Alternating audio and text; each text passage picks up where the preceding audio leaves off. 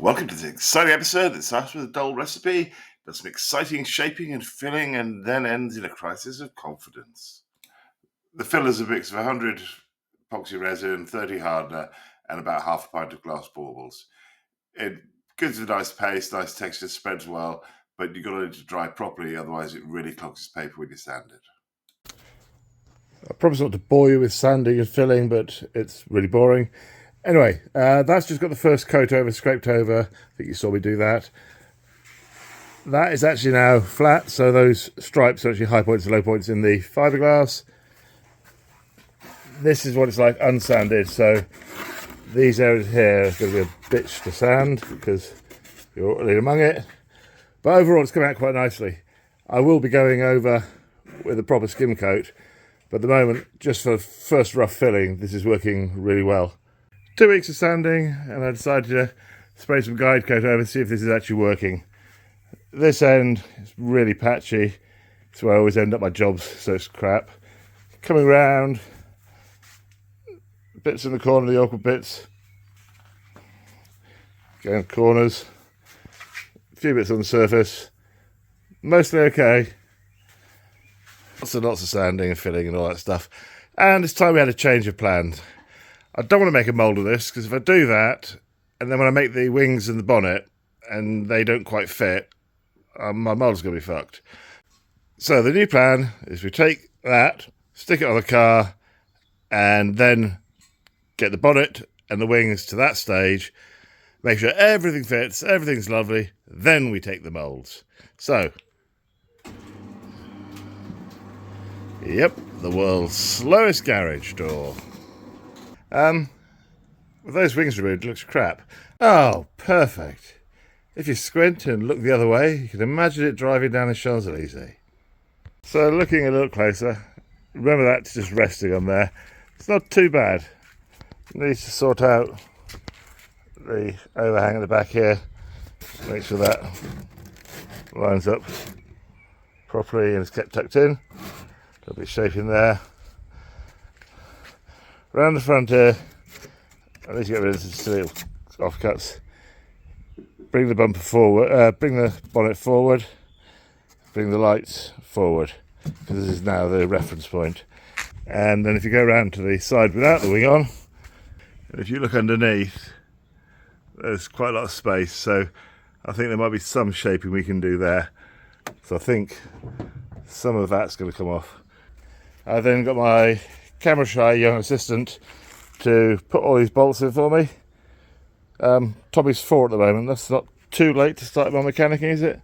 Anyway, 4 years old, working his first Porsche. So he's put those bolts in for me. Now I'm going to rest that on top of that. Although it's not firm fix, at least it'll stop it sliding side to side and hopefully keep it roughly in place. I want to make sure the bottom of this is level before I start getting the height properly adjusted. So that black line is exactly the same height from here. That I have measured as level.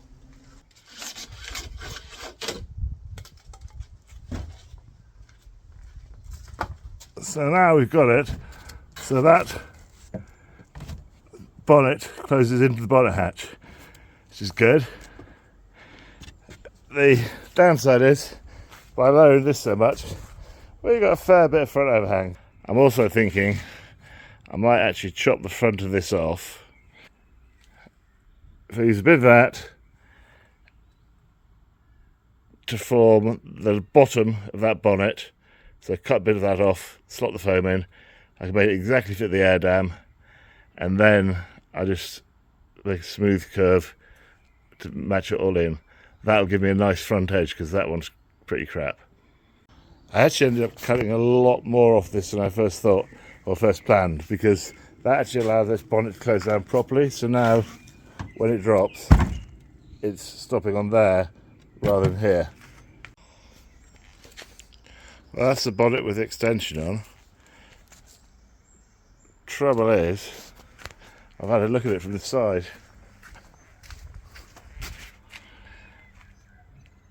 That's a hell of a front overhang. I think it's a snag. I really don't know what to do about it. I've made the Airdam and everything else, and I don't think the proportions work. so I'm not quite sure what to do about it. And we'll just spin this round. I have two problems. There's a bottle of beer in the way. Hang on a minute. Anybody else's thoughts on this would be much appreciated, because right now I haven't got a fucking clue what I'm going to do. But having put all that work in, do I want to ruin it by taking that lip off there is the obvious bit. If I put it like that. But I quite like that lip. It kind of goes with the flow of the DS. If I chop a bit out of there, I've then got problems with the bumper, but then that doesn't need to be that thick. I don't know. I'm stuck. For the first time in this project, I've kind of run out of thoughts on this. I'm going to post this video up, and can you post some comments about what you think I should do? Do I chop out that? Do I chop out that? What do I do?